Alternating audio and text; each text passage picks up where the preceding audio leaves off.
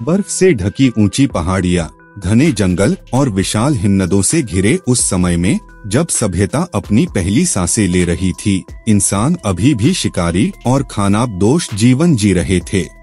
यह वह दौर था जब धरती पर न तो शहर थे, न ही राजाओं की बड़ी सेनाएं, बस छोटे छोटे कबीले थे जिनके लोग जीवित रहने के लिए प्रकृति से लड़ते थे।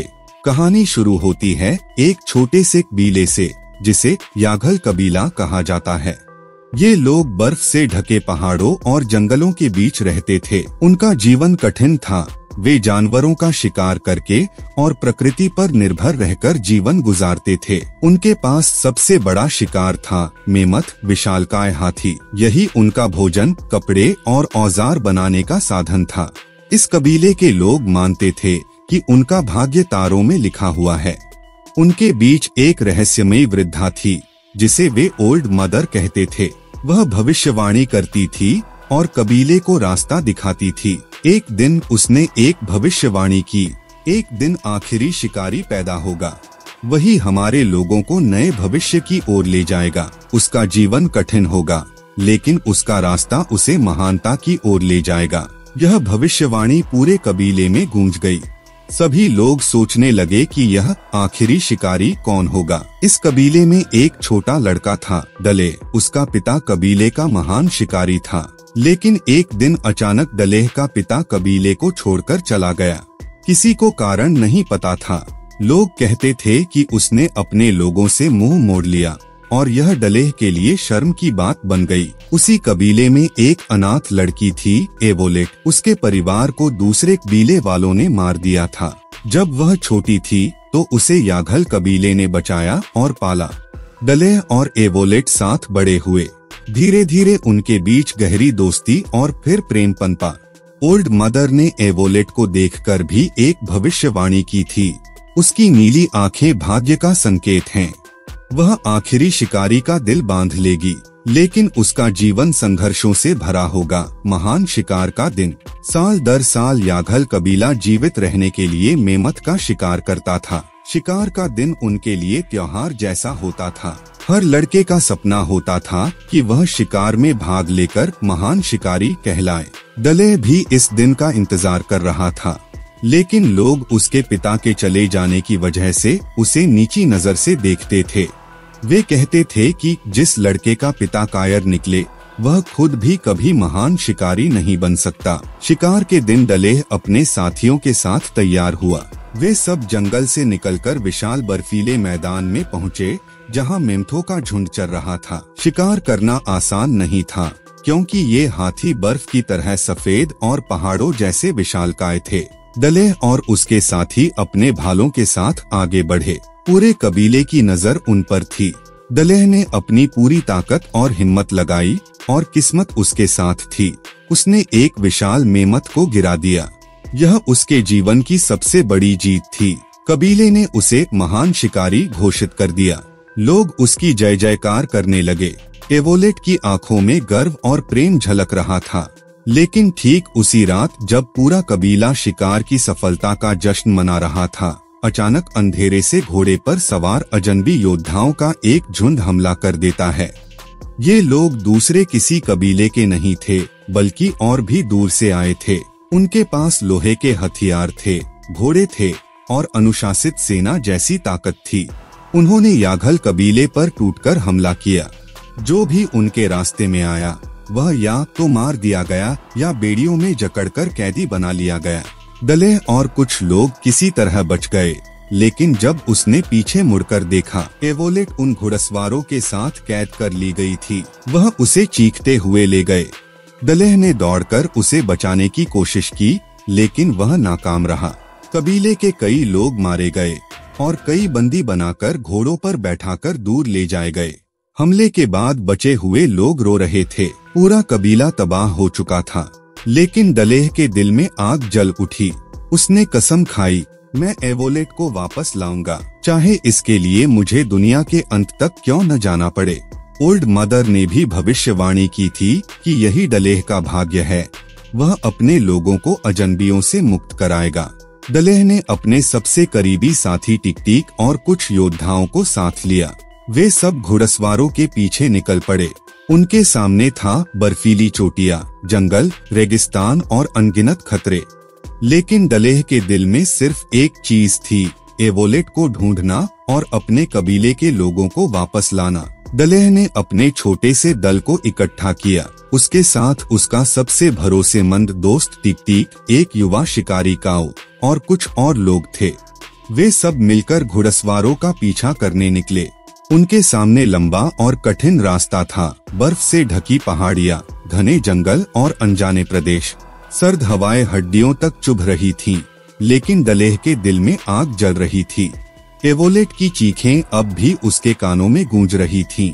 हर कदम पर उसे वही याद दिलाता था कि यह यात्रा सिर्फ कबीले के लिए नहीं, बल्कि उसके अपने प्रेम और आत्मा के लिए भी है।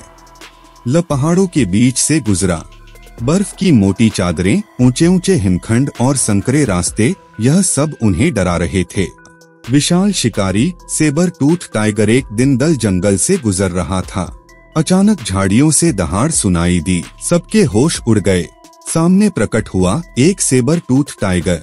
उसके दांत तलवार जैसे लंबे थे और उसका शरीर आग की तरह ताकतवर। टाइगर ने सीधे डलेह पर हमला कर दिया। बाकी लोग डर के मारे पीछे हट गए।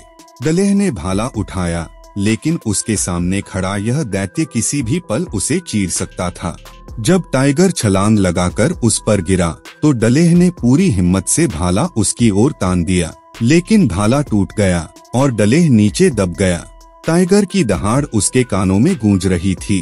तभी अचानक नदी का पानी उफान मारता हुआ बह निकला और टाइगर की पकड़ ढीली हुई। डलेह ने मौके का फायदा उठाकर खुद को छुड़ाया, लेकिन उसने टाइगर को मारा नहीं। वह धीरे धीरे पीछे हट गया और टाइगर ने भी उसे देखते हुए दहाड़ मारी और जंगल में गायब हो गया। इस घटना ने बाकी कबीलों को चौंका दिया। वे मानने लगे कि डलेह के पास कोई दैवी शक्ति है, वह जानवरों से संवाद कर सकता है। कुछ लोगों ने उसे चुना हुआ योद्धा कहना शुरू कर दिया। जंगल पार करने के बाद दल एक विशाल रेगिस्तान में पहुंचा। यहाँ तपती धूप, गर्म हवाएं और अंतहीन रेत थी। पानी ढूंढना मुश्किल था। लोग थककर गिरने लगे।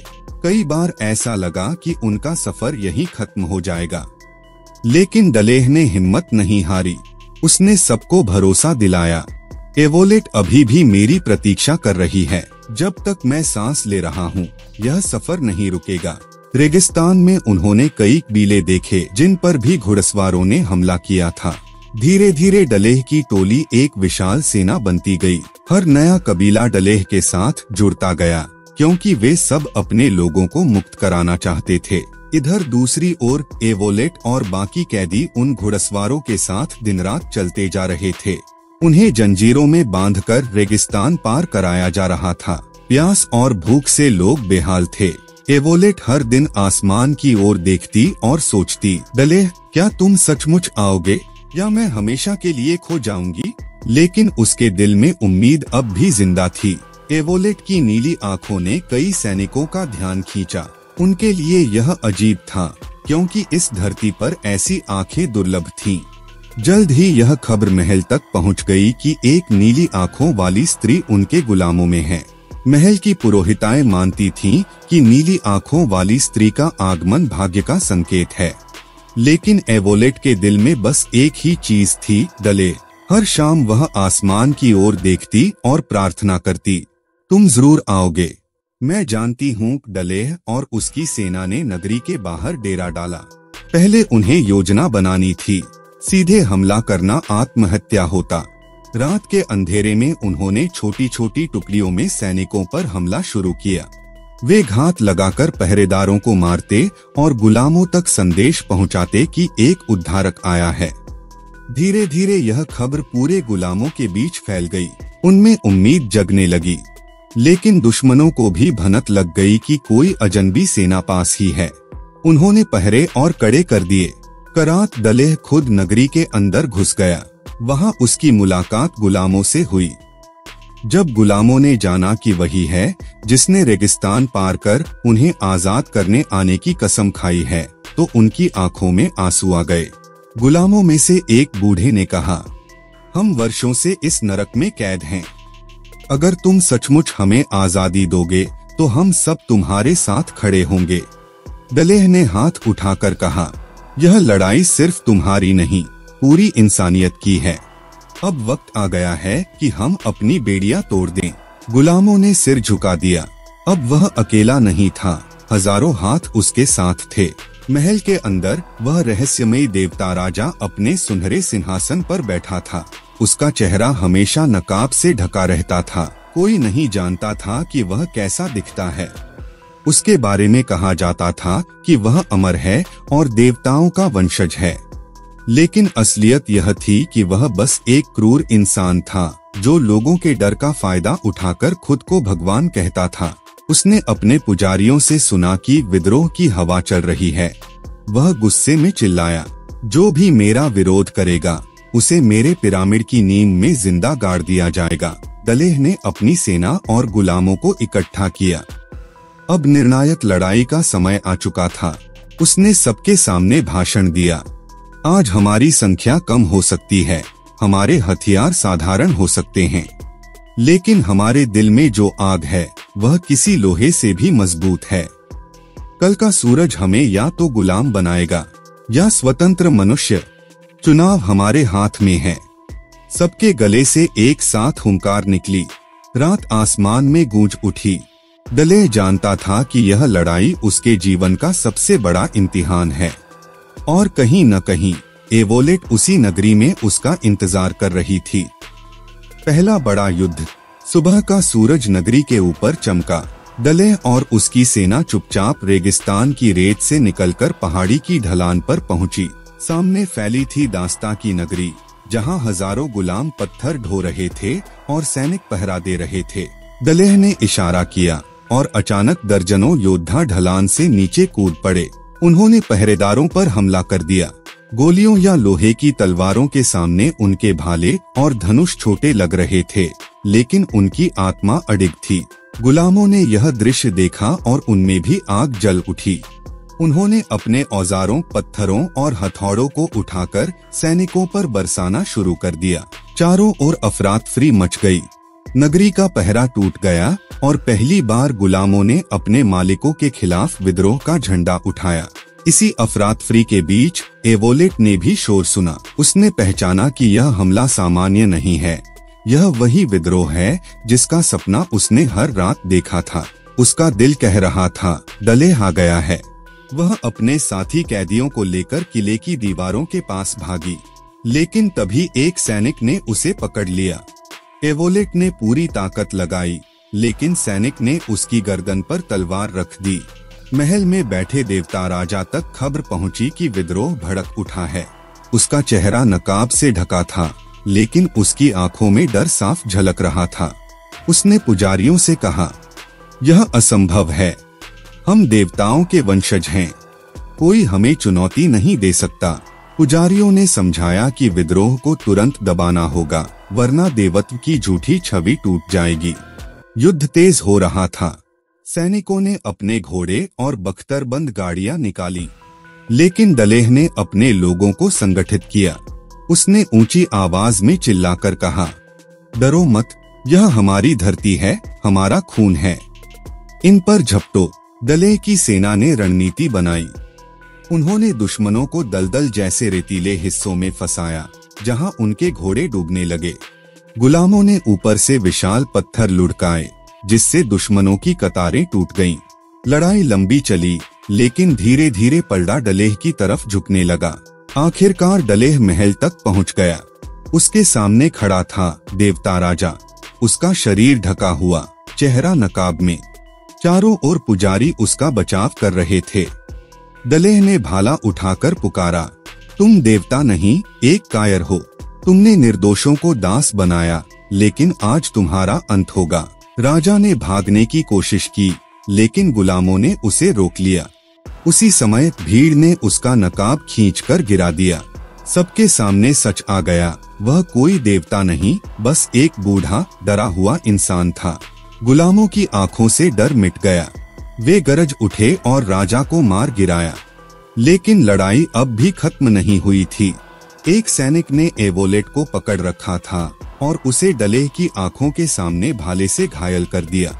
एवोलेट जमीन पर गिर पड़ी। डलेह दौड़ा और उसे अपनी बाहों में उठा लिया। उसकी नीली आंखें धुंधली हो रही थीं। उसने धीमे से फुसफुसाया, मैंने कहा था न, तुम आओगे। डलेह का दिल टूट गया। उसने चीख मारकर आसमान की ओर देखा। उसी समय बहुत दूर पहाड़ों में बैठी ओल्ड मदर ने प्रार्थना की। उसने अपने आत्मिक ज्ञान से एवोलेट की आत्मा को पुकारा और चमत्कार हुआ। एवोलेट ने धीरे धीरे अपनी आंखें खोली। उसका घाव भरने लगा। डलेह की आंखों में आंसू आ गए। उसने कहा, तुम मुझे कभी छोड़कर नहीं जाओगी। देवता राजा मारा जा चुका था और उसकी नगरी में आग जल रही थी। हजारों गुलाम अब आजाद थे। उन्होंने अपने हथियार हवा में उठाकर डलेह का नाम पुकारा। डलेह, डलेह। वह अब सिर्फ याघल कबीले का योद्धा नहीं रहा था, वह एक प्रतीक बन चुका था, आजादी का, उम्मीद का। डलेह अपने साथियों और एवोलेट के साथ अपने कबीले की ओर लौटा। लंबे सफर के बाद वे अपने पहाड़ों और जंगलों में पहुँचे। कबीले के लोग दौड़कर उनसे मिले। बच्चों ने खिलखिलाकर उनका स्वागत किया। ओल्ड मदर ने मुस्कुराकर कहा, भविष्यवाणी पूरी हुई। आखिरी शिकारी ने हमें नया जीवन दिया। अब याघल कबीले के पास सिर्फ जीने का साधन नहीं था, बल्कि जीने का उद्देश्य भी था। उन्होंने सीखा कि इंसान अकेले नहीं, बल्कि मिलकर ही महान बनता है। डलेह और एवोलेट ने एक दूसरे का हाथ थामा। दोनों की आंखों में वही वादा था, अब कभी जुदा नहीं होंगे। और इस तरह 10,000 BC की गाथा पूरी हुई। एक साधारण शिकारी से लेकर एक नायक तक की यात्रा, जिसने इंसानियत को दास्ता से आजाद किया।